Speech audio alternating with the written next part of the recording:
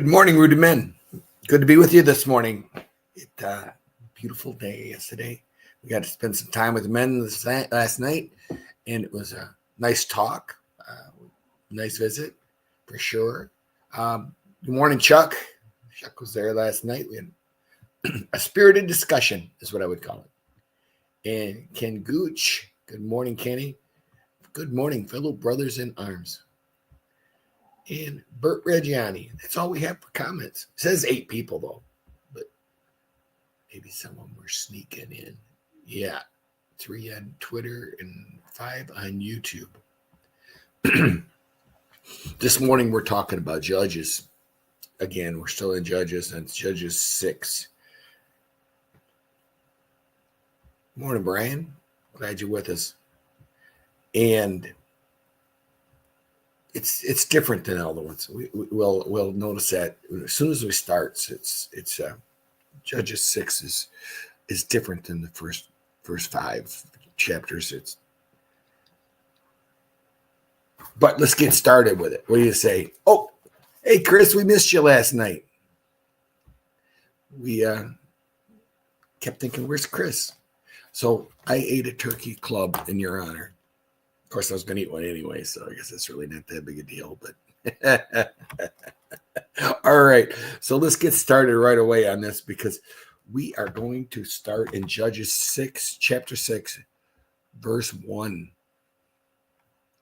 And I probably should share that screen before I forget.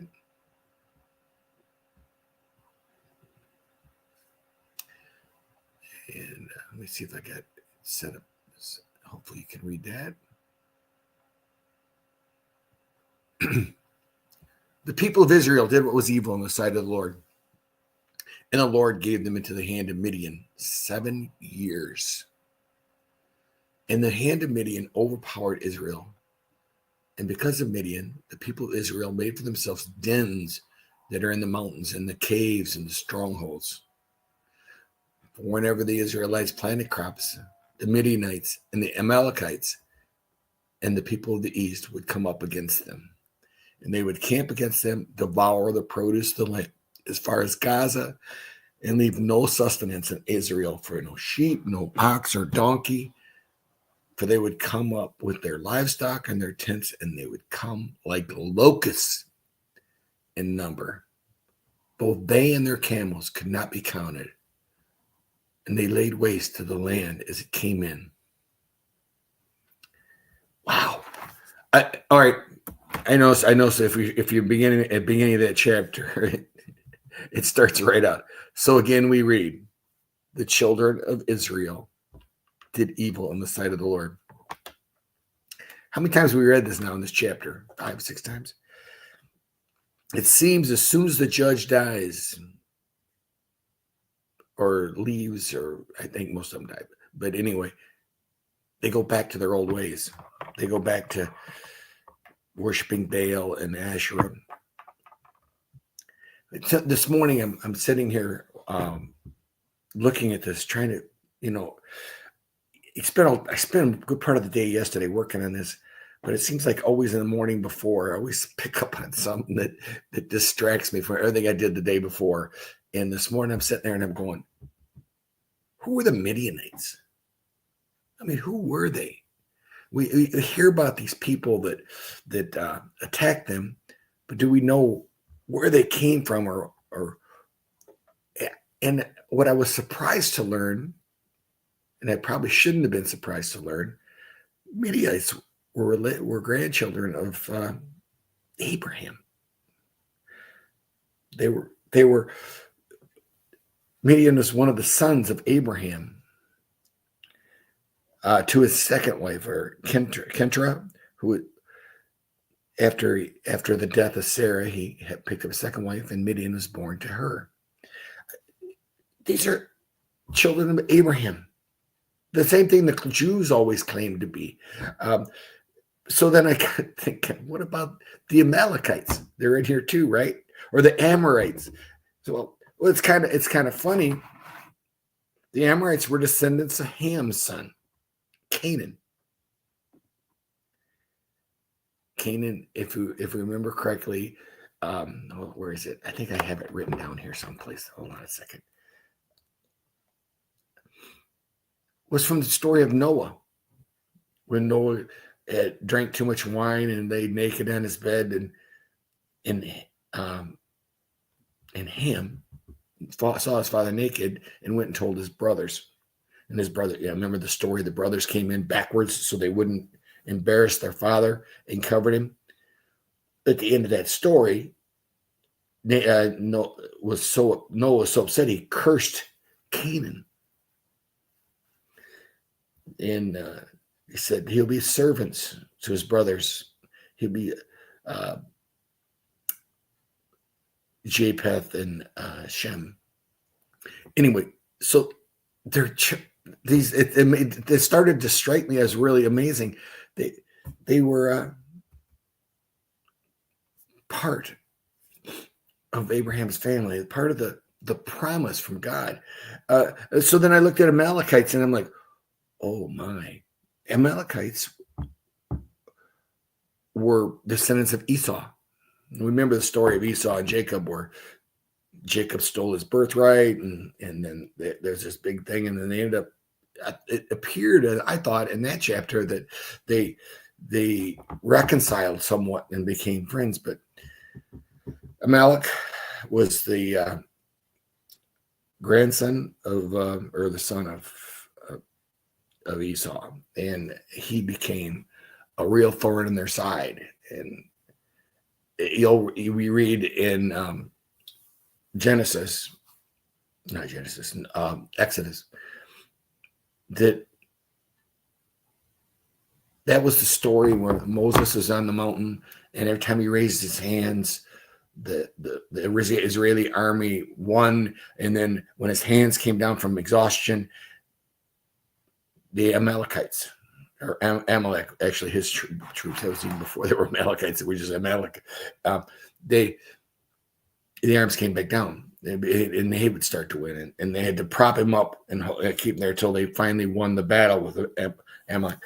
So again, we're looking at the children of Israel. They're still looking at Abraham. So then I thought, well, what about the Amorites? Let's just go with that one too, because some translations include them. And the Amorites were descendants of Ham's son. Oh, wait, that was the Amorites. I'm sorry. Oh, gosh, I'm getting all mixed up. Anyway, they're all children of Abraham. Every one of their enemies. And, it's I guess it's funny. Families can get like that. You would think they all get along, right? Right. Anybody who's got a family knows better than that. Anyway, so I'm way off track here. And this is what happens to me when I get studying, as I find stuff that interests me and I go down these rabbit holes. And to me, it's fascinating. I love to know the history, the reasons. Anyway, they were living in the mountains in these caves and holes, little spots where they could protect them from the Midianites. And the Midianites were basically using them like slaves without keeping them and feeding them. They just, every time it came time for harvest, they show up and take everything. I do like the expression like a locust in number. Anybody seen a flock of locusts in videos or heard the stories? They leave nothing. They'll come through a crop and they wipe it out. It'll be not a seed or a speck or anything. They just completely pick the ground and the land clean. You work to feed your family, right? Everything you have, and then right before it's time to eat, somebody comes and takes your dinner away from you. That's the way it seems anyway. It became so bad that they cried out to the Lord. And this story basically is running the same as all the other ones.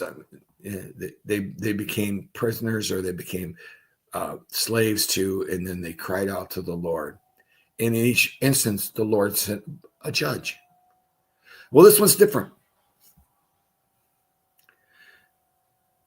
When the people of Israel cried out to the Lord on the account of the Midianites, the Lord sent a prophet to the people of Israel. And he said to them, "Thus saith the Lord, the God of Israel, I led you up out of Egypt. I brought you out of the house of slavery, and I delivered you to the hands of the Egyptians and from the hand of all who oppress you, and drove them out before you, and gave you their land. And I said to you, I am the Lord your God. You shall not fear the gods of the Amorites, whose land you dwell, but you have not obeyed my voice." All right, so let's go back to... Okay, that's what we have today. So the Lord sent a prophet this time. What did he do? Why did he send the prophet? I mean, it's in all other instances, a judge was just called. And this time the prophet was sent, and he goes through everything that God has done. He explains to them exactly who he is and whose they are. That to me, it's a reminder. It's like at that moment you have to wonder. It's different, and they were thinking, "Uh-oh, is he going to help us this time?" Because they have to know the history. They must know some of the history, that each time they screwed up, they repented and God came in and fixed it. And now they're being told why this happened by a prophet from God. They're being lectured, maybe, or given a message of, this is why this happened. This is what's going on.